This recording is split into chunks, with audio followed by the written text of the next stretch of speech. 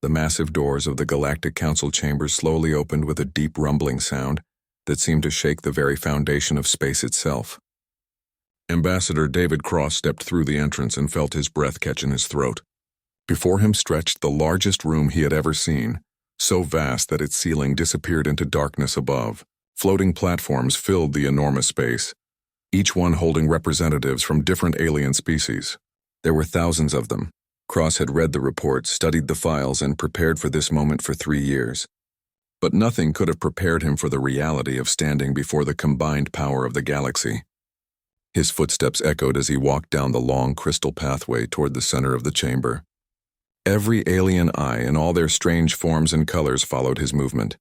The human delegation had requested this meeting 6 months ago. What started as a simple request for diplomatic recognition had somehow turned into something much bigger. Now Cross found himself walking toward what many considered the most important trial in galactic history. The funny thing was, nobody seemed to agree on who was actually on trial. Human designation David Cross of Species Terra, announced a voice that seemed to come from everywhere at once. The speaker was a tall, thin creature with silver skin and 4 arms. Her name was Prime Minister Velandra, and she ruled over more star systems than Cross could count. You stand before the Galactic Council as representative of your species. Do you understand the gravity of this moment? Cross stopped in the center of the chamber and looked up at the thousands of alien faces staring down at him. Some had eyes like insects, others glowed with their own light. A few looked almost human, while others were so strange that Cross couldn't even figure out which end was their head. But all of them shared one thing in common. They looked at him like he was something they had never seen before. I understand perfectly, Cross replied, his voice carrying clearly through the chamber's advanced sound system. The question is to you. A ripple of movement went through the assembled aliens. Some made clicking sounds, others whistled, and a few changed colors. Cross recognized these as signs of surprise or confusion in various species. Good. Let them wonder what he meant. Elder Thane of the Crystal Dominion leaned forward on his platform. His body looked like living glass, and when he spoke, his voice sounded like wind chimes. Human, your species has existed in our galaxy for less than 1 standard cycle. You have no colonies beyond your home system, no trade agreements with major powers, and no military presence worth noting. Yet you requested this audience with the full council. Explain. Cross smiled. It was an expression that most aliens in the chamber had learned to recognize over the past few months of preparation. When humans smiled like that, it usually meant trouble. Elder Thane, with respect, your information is outdated. Impossible, declared War Chief Braktal of the Iron Fleet. The massive armored creature's voice boomed across the chamber. Our intelligence networks monitor all spacefaring species. We know exactly what your kind possesses. Do you? Cross asked quietly. Tell me, War Chief, how many human ships do you think are currently in space? Braktal consulted a device on his wrist. 37 vessels. All primitive chemical propulsion craft limited to your local system. Your largest ship carries fewer than 200 crew members. Cross nodded thoughtfully. And how many alien ships are currently within 1 light year of Earth? The question seemed strange, but several aliens checked their own instruments. Commissioner Zyla of the Trade Federation spoke up, her tentacles writhing as she accessed her data. Approximately 400 vessels from various species, mostly scientific expeditions and observation posts as required by Contact Protocol 7. 400 ships, Cross repeated, all of them watching Earth. All of them reporting back to your governments about humanity's capabilities. He paused and let his smile grow wider. All of them completely unaware of what they're really looking at. The chamber grew very quiet. Prime Minister Velandra's forearms moved in what Cross recognized as a gesture of confusion. Explain your meaning, human. Cross reached into his jacket and pulled out a small device. Several alien guards tensed, but Cross simply placed it on the crystal podium in front of him and pressed a button. The air above the device shimmered, and suddenly a 3-dimensional map of the local galaxy appeared, floating in the center of the chamber. This is what your intelligence tells you about human capabilities, Cross said. Red dots appeared on the map, showing the locations of human ships and installations. There were indeed only 37 dots, all clustered around a small yellow star labeled Sol. Primitive, limited, harmless. Cross pressed another button. The map exploded with blue dots, thousands of them. scattered across hundreds of star systems, trade routes that weren't supposed to exist, outposts in supposedly empty space, and ships.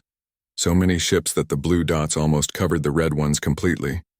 The silence in the chamber was absolute. Even the constant background hum of translation devices seemed to stop working, as every alien representative stared at the impossible display floating before them. "This," Cross said calmly, "is the actual state of human presence in the galaxy." War Chief Bractal was the first to recover his voice. "Impossible. Our sensors would have detected any expansion beyond your home system." "Your sensors," Cross replied, "detected exactly what we wanted them to detect." He gestured to the map, where the blue dots pulsed gently. "For the past 18 months, while your observation teams watched our 37 primitive ships, we've been establishing a network that spans half the galaxy. The ships you've been monitoring? Most of them are empty hulls broadcasting false signals." Elder Thane's crystalline form began to glow brighter, a sign of extreme agitation. How is such deception possible?" Cross turned to face the Elder directly. "Because you've been playing by the old rules. You see a species that just achieved faster-than-light travel and you assume they're primitive. You see ships that use chemical propulsion and you assume they're limited. You see a species that asks politely for diplomatic recognition and you assume they're weak."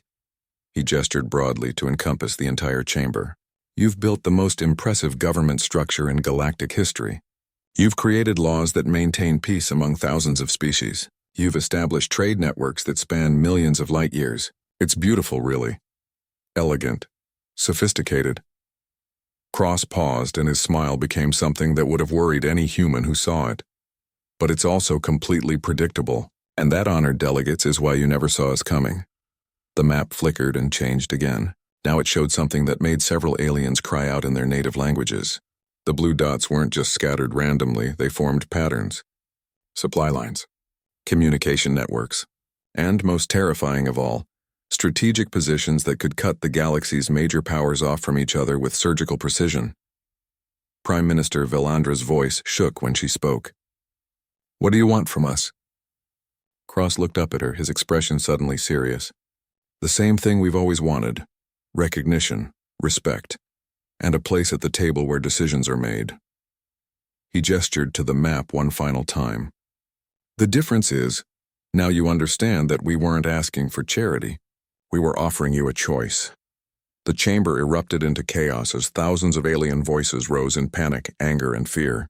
But through it all, Cross stood calmly in the center, waiting for them to understand the real message. Humanity hadn't come here to beg for acceptance. They had come to announce that the galaxy had already changed, whether its current rulers were ready or not. Admiral Lisa Park stood on the bridge of the Earth vessel Horizon and watched the enemy fleet approach through the main screen. The hegemony had sent their best, 250 warships arranged in what they called the Diamond Formation. It was a battle strategy that had never been defeated in over 3,000 years of warfare. The aliens were so confident in their tactics that they had sent a message ahead of their arrival, promising to make human deaths educational for other primitive species. "Admiral," called Navigator James Wright from his station, "they're dropping out of hyperspace exactly where we predicted. Formation Diamond 7 Alpha, standard intimidation approach." Park nodded without taking her eyes off the screen. Around her, the bridge crew worked with quiet efficiency. There were no dramatic speeches or heroic declarations, just professionals doing their jobs. This calm approach had confused many alien observers over the past year. Humans, they noted, didn't seem to treat warfare as the grand, emotional affair that most species did. The lead hegemony ship opened communications. The face that appeared on the screen belonged to Fleetmaster Korth, a being whose species had conquered 41 different worlds. His 4 eyes glowed with the confidence of someone who had never experienced defeat. "Primitive humans," Korth's voice carried the authority of absolute certainty. "You face the iron diamond of the hegemony fleet. Your single vessel against our hundreds. Surrender now and we will make your deaths quick." Park smiled politely. "Fleetmaster Korth, I'm going to offer you the same courtesy. Turn your ships around, return to hegemony space, and we'll pretend this meeting never happened." The alien's 4 eyes widened in what might have been amusement. "You mock us?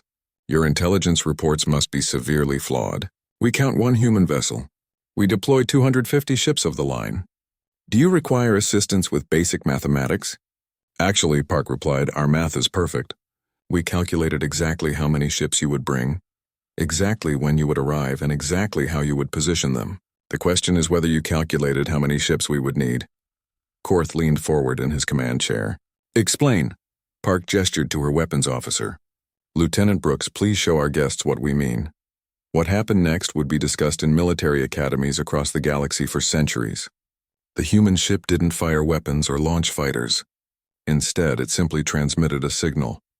The space around the hegemony fleet suddenly filled with light as hundreds of objects that had been floating dark and silent revealed themselves. They weren't ships. They were smaller, more elegant, and they moved with a precision that seemed almost organic. Each one was no larger than a fighter craft, but they carried weapons that could damage vessels 100 times their size. Impossible, Korth whispered, his 4 eyes tracking the swarm of human drones that had surrounded his fleet. Our sensors detected nothing. Your sensors, Park explained patiently, were looking for ships. These aren't ships. They're tools. We've had them in position for 3 weeks, waiting for you to arrive. The hegemony fleet tried to respond, but their diamond formation was designed to fight other large ships, not hundreds of small, fast-moving targets that seemed to predict their every move. The human drones didn't attack randomly. They struck with surgical precision, targeting specific systems on each alien vessel. Fleetmaster, Park's voice remained calm as the battle unfolded around them. You're fighting yesterday's war with yesterday's tactics. We're not trying to destroy your ships. We're trying to teach you something. The alien commander watched in growing horror as his supposedly invincible fleet was systematically disabled. The drones didn't target life support or crew quarters. They focused on weapons, engines, and communications. Within 20 minutes, the entire hegemony force was floating helpless in space, alive but completely unable to fight. How? Korth's voice cracked with confusion. The diamond formation is perfect. It has never been broken. Park's expression softened slightly. Fleetmaster, your formation is indeed perfect. That's exactly why it failed. Perfect formations work against predictable enemies using predictable tactics. We don't fight predictably. She gestured to her communications officer, who began broadcasting on all frequencies. This is Admiral Park of the Earth Defense Force to all hegemony vessels. Medical and repair drones are being dispatched to assist with your damaged systems. We're also transmitting the locations of the nearest neutral space stations where you can receive additional aid. The alien commander stared at her in disbelief. You're helping us? After defeating our fleet? Fleetmaster, humanity didn't come to space to make enemies. We came to make neighbors, but sometimes neighbors need to understand each other's boundaries. Park's voice carried a weight that made Korth's species instinctively recognize authority. Consider this a neighborhood introduction. As human repair drones began attaching to the disabled hegemony ships, Park opened a secure channel to Earth Command. Control, this is Horizon. Package delivered successfully. The hegemony has received our message. Understood, Admiral, came the reply from Earth. Phase 2 is now active. The collective will receive their invitation tomorrow. Park closed the channel and turned back to Fleetmaster Korth, whose image still filled the main screen. Fleetmaster, I'm going to give you some advice. When you report back to your superiors, tell them that humanity isn't interested in conquest. We're interested in coexistence, but we're very serious about maintaining peaceful coexistence. And if the hegemony chooses not to coexist peacefully? Korth asked quietly. Park's smile never wavered, but something cold flickered in her eyes. Then you'll discover that what you've seen today was our polite introduction. We have much less polite ways of making our point. The hegemony commander was quiet for a long moment, studying the human admiral's face. What are you people? How does a species achieve such capabilities so quickly? We're problem solvers, Fleetmaster.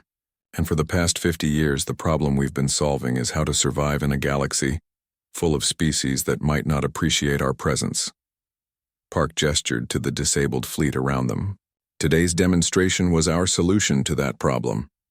As the human repair drones worked to restore basic systems to the alien ships, Park transmitted a data packet to the hegemony flagship. Fleetmaster, this contains detailed information about humanity's position in galactic affairs. I suggest you share it with your government before they consider any additional educational visits. Korth downloaded the data and spent several minutes reviewing it. When he looked up again, his 4 eyes held a respect that hadn't been there before. "Admiral Park, I believe my government will find this information very educational indeed." "I hope so," Park replied, "because this was just the first lesson, and humanity has a very comprehensive curriculum prepared."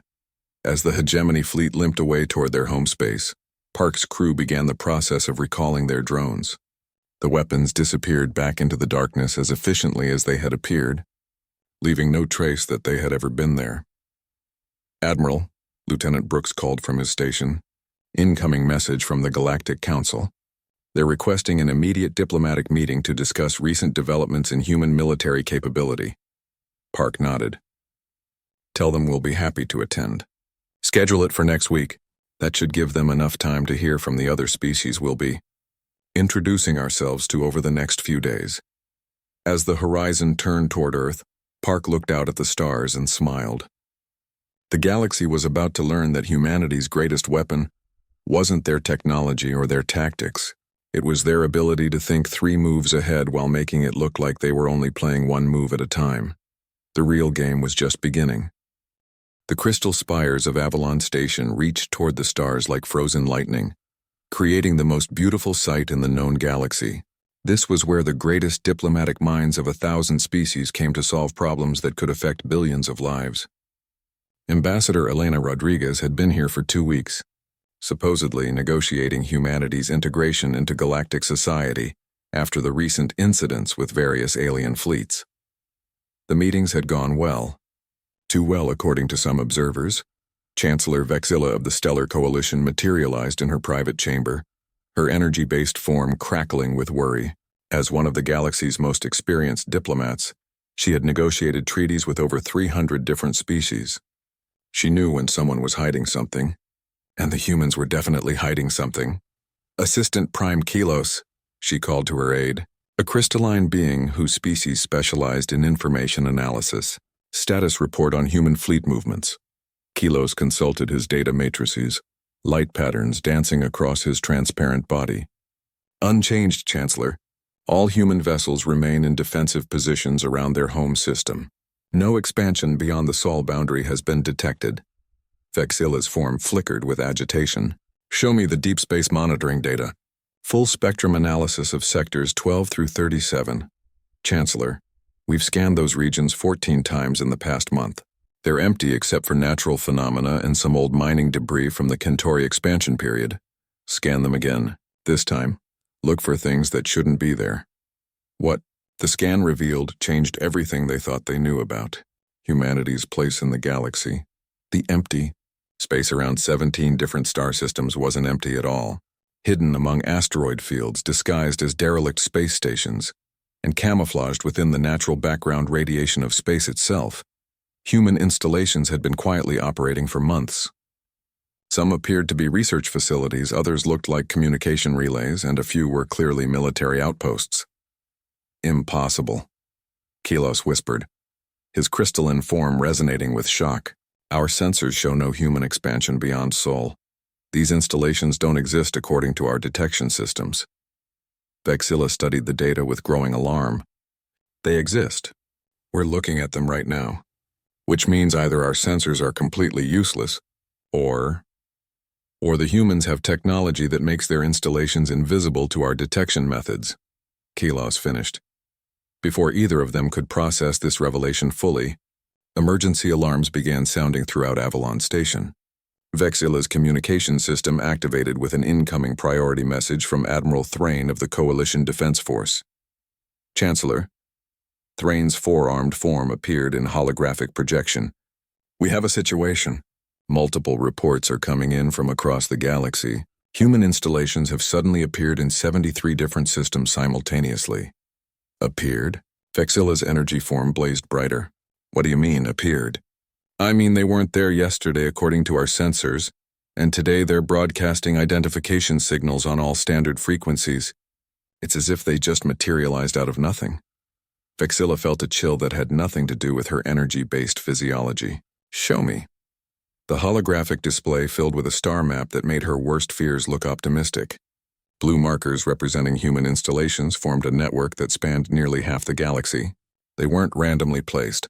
The pattern showed careful planning and strategic positioning that could control major trade routes and communication lines. How long? She asked quietly, unknown. Some of the installations appear to have been in place for at least 6 months based on wear patterns we can detect. Others might be even older. Vexilla's form began to pulse rapidly, the energy equivalent of heavy breathing. Get me Ambassador Rodriguez now. She's already on her way to your office, Chancellor. Apparently, she has something she wants to discuss with you. Elena Rodriguez arrived at Vexilla's chamber 5 minutes later, walking with the calm confidence that had characterized all human diplomatic interactions. She carried a small briefcase and wore the expression of someone who had been expecting this conversation for a long time. Chancellor Vexilla, Rodriguez said with a polite nod, I understand you have some questions about recent developments. Questions? Vexilla's energy form flared. Ambassador, your species has apparently been secretly establishing installations throughout the galaxy while sitting in my office pretending to negotiate basic diplomatic recognition. I have considerably more than questions. Rodriguez opened her briefcase and pulled out a data tablet. With respect, Chancellor, we haven't been secret about anything. We've been completely honest with you throughout our negotiations. Honest? You've hidden a military network spanning half the galaxy. No, Rodriguez replied calmly. You've hidden a military network spanning half the galaxy from yourselves. We never told you these installations didn't exist. You simply assumed they didn't because your sensors couldn't detect them. Vexilla's form flickered with confusion. Explain. Rodriguez activated her tablet and the data it displayed made the Chancellor's energy body dim with shock. Every single installation that appeared today was listed in the background documents we provided during our initial diplomatic contact. Installation coordinates, operational parameters, staffing levels. It's all there in Appendix J of our formal introduction package. Appendix J contains 17,000 pages of technical specifications. Yes, it does. And you filed it without reading it, just like every other species we've encountered. Rodriguez's voice remained perfectly pleasant. Chancellor, in the past year, humanity has provided complete disclosure documents to 47 different governments. The fact that none of you actually read them isn't our fault. Vexilla accessed her diplomatic archives and found the human documents. Sure enough, buried in thousands of pages of seemingly routine technical data were detailed descriptions of every installation that had just revealed itself. This is deliberate deception. No, Rodriguez corrected gently. This is information management. We provided all the information you needed to understand our capabilities. You chose not to process that information because you assumed we were primitive. That's not deception, that's poor research on your part. The Chancellor's energy form began pulsing erratically. What do you want? Why reveal yourselves now? Rodriguez stood and walked to the chamber's massive window, looking out at the stars. Because, Chancellor, the galaxy is about to face a choice. 3 major stellar powers have declared their intention to limit human expansion through military force. They believe we're a threat that can be contained. And they're about to discover that the threat they're trying to contain has already surrounded them. Rodriguez turned back to face the Chancellor. Our installations aren't just research facilities and communication relays. They're also capable of completely cutting off interstellar travel and communication between any systems we choose. Vexilla's form went completely still. You're talking about holding the galaxy hostage. We're talking about demonstrating that conquest through force isn't going to work anymore. Rodriguez's expression became serious. Chancellor, humanity didn't come to space to dominate anyone, but we also didn't come here to be dominated. The network you've just discovered represents 2 years of careful preparation for this exact moment. What moment? Rodriguez smiled, and for the first time since arriving at Avalon Station, it wasn't a diplomatic smile. It was the smile of someone who had just played their winning card, the moment when the galaxy's current power structure realizes they have a choice to make.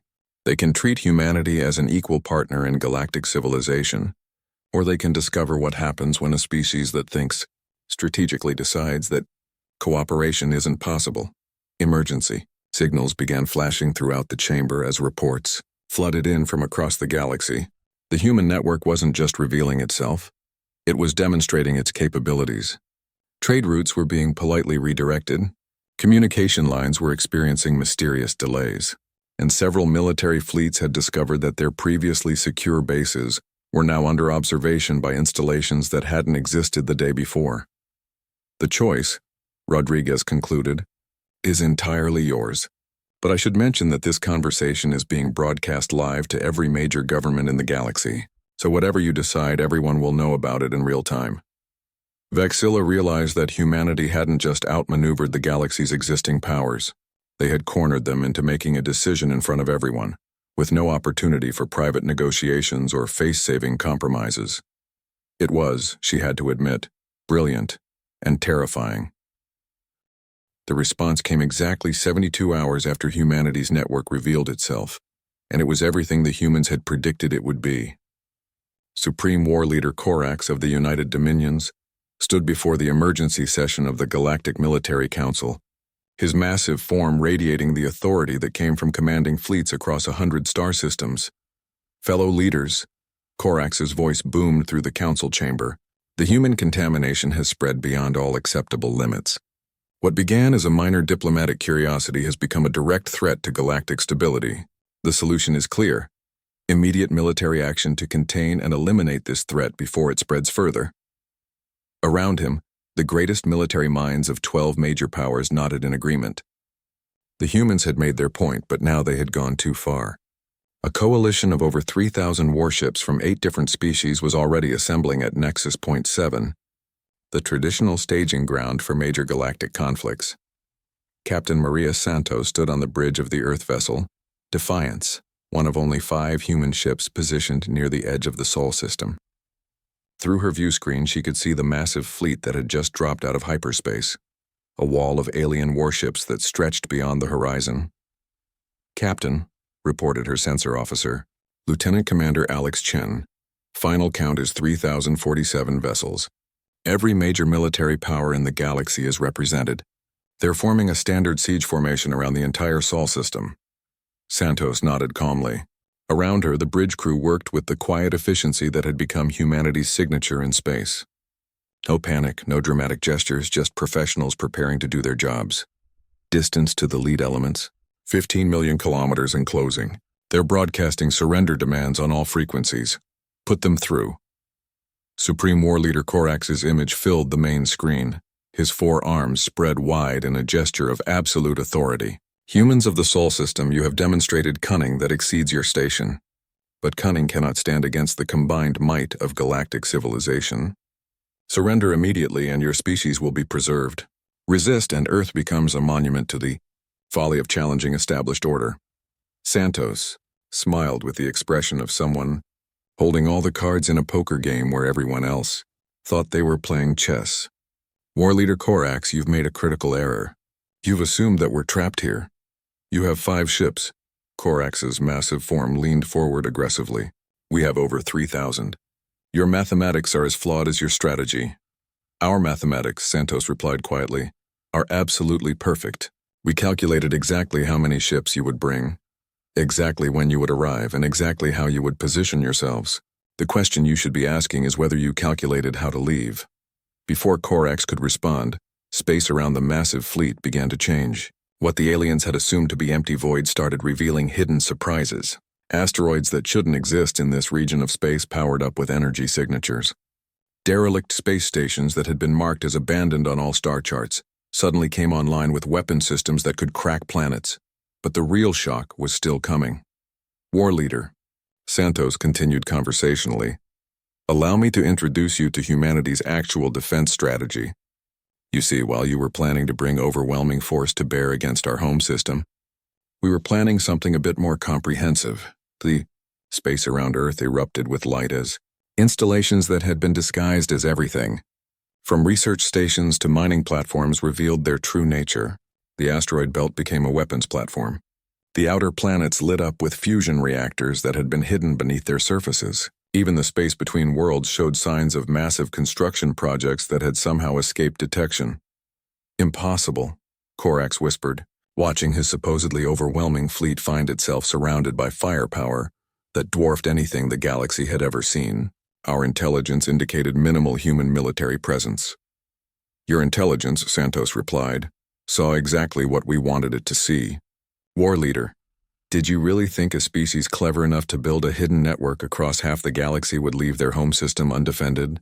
The true horror was yet to come. As the Coalition fleet scrambled to respond to the threats emerging from every direction, their own ships began experiencing system failures. Weapons that had worked perfectly during the journey to Sol started shutting down. Communication systems that had functioned for decades began broadcasting confusing signals. Navigation computers that had guided ships across the galaxy started displaying random coordinates. "What's happening to our fleet?" Corax demanded, panic creeping into his voice for the first time. Santos consulted a datapad. "Oh, that. Remember all those diplomatic gifts humanity has been distributing over the past year? Art objects, cultural artifacts, entertainment programs, translation software updates. They all contain some very sophisticated programming that's been quietly integrating with your systems." She looked up at the alien commander with an expression of mild regret. "We really hoped it wouldn't come to this, war leader, but you forced our hand."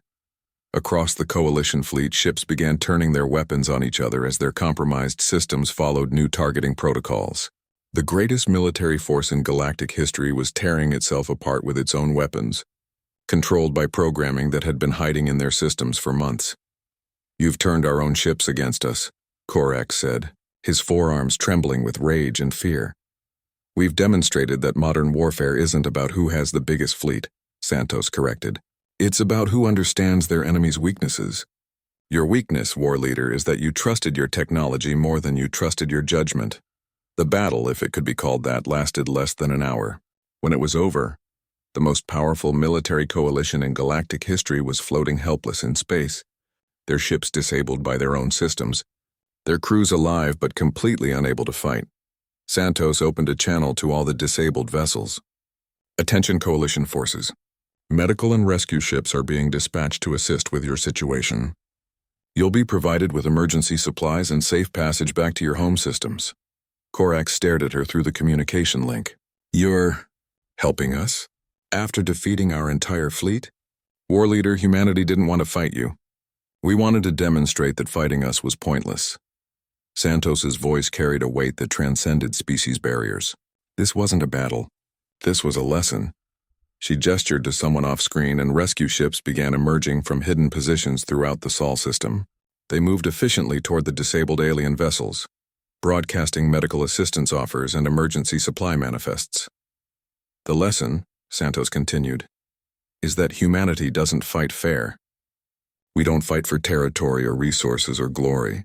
We fight to win, and winning for us means making sure that fighting becomes unnecessary." As human rescue teams began boarding the disabled alien ships to provide assistance, Santos opened a secure channel to Earth Command. "Control, this is Defiance. The demonstration is complete. All Coalition forces are secured and receiving aid." "Understood, Captain. Phase 3 is now active. The Galactic Council has requested an emergency session to discuss new diplomatic arrangements." Santos closed the channel and turned back to War Leader Corax, whose image still filled her screen. "War Leader, when you report back to your superiors, please make sure they understand something important. Today wasn't about proving that humanity is stronger than the galaxy's established powers. Today was about proving that strength isn't the most important factor in modern conflicts." "What is?" Corax asked quietly. Santos smiled, and this time it was genuinely friendly. "Understanding. We understand how you think, how you plan, how you fight. We've studied every major military engagement in galactic history. We've analyzed the strategies, the technologies, the political structures that support your power." She paused, looking out at the thousands of disabled ships floating around Earth. "The question you need to ask yourselves is this: how much do you understand about us?" As rescue operations continued around the Sol system, it became clear that humanity's victory was more complete than anyone had imagined. They hadn't just defeated the galaxy's combined military might. They had done it while simultaneously demonstrating their capacity for mercy, organization, and long-term strategic thinking. The galaxy's power structure had just learned that the new players didn't just change the rules of the game. They had been playing a completely different game all along, and they had already won. 8 months after the Sol incident, the Galactic Council chambers had a different feeling than before. The great circular room still housed representatives from hundreds of worlds, but the conversations happening between sessions carried an undertone that hadn't existed in thousands of years: uncertainty about who really held power in the galaxy. Ambassador David Cross walked through the massive doors for the second time, but everything had changed since his first visit. Behind him came representatives from 23 species that had formally requested Earth's protection after the Coalition defeat.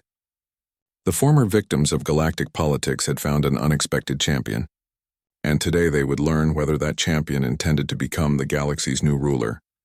Prime Minister Velandra called the session to order with her forearms spread wide, but her voice lacked the absolute authority it had carried 8 months earlier.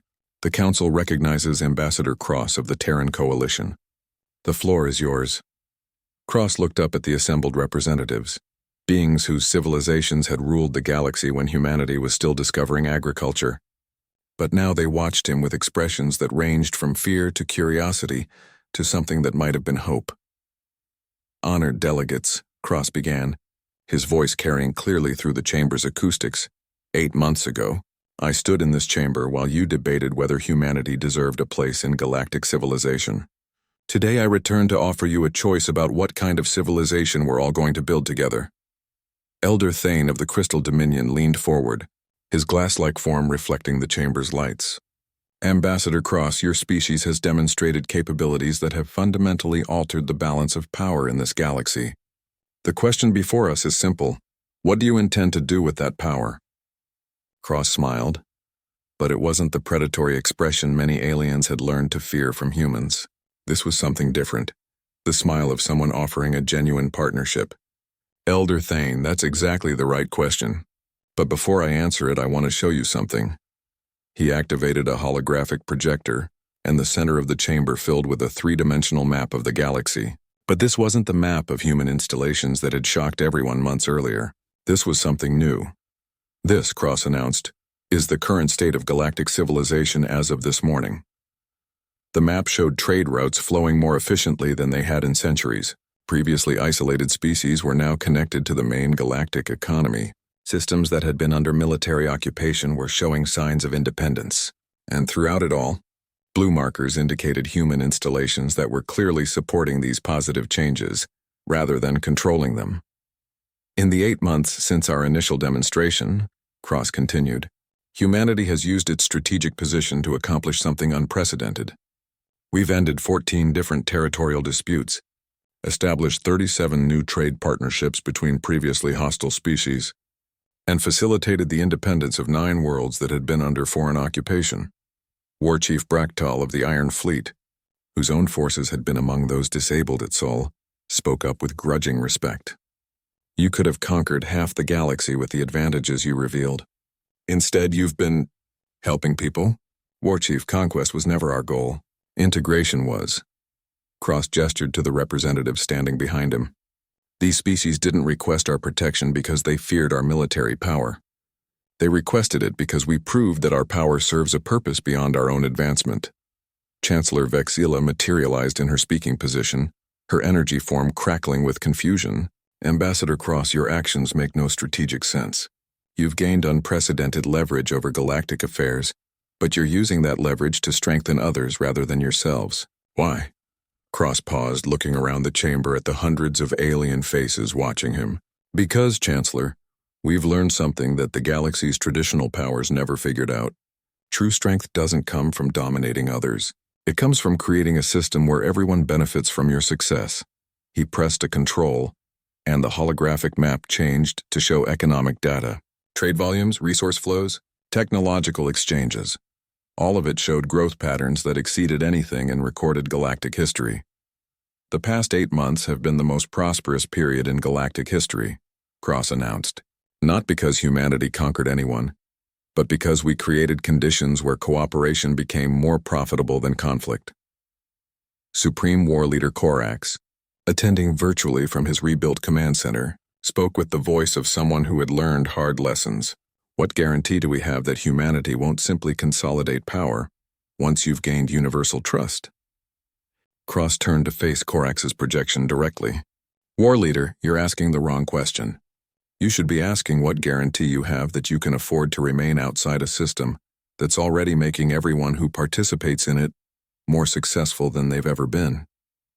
He activated another display, this one showing comparative data between species that had allied with humanity and those that hadn't.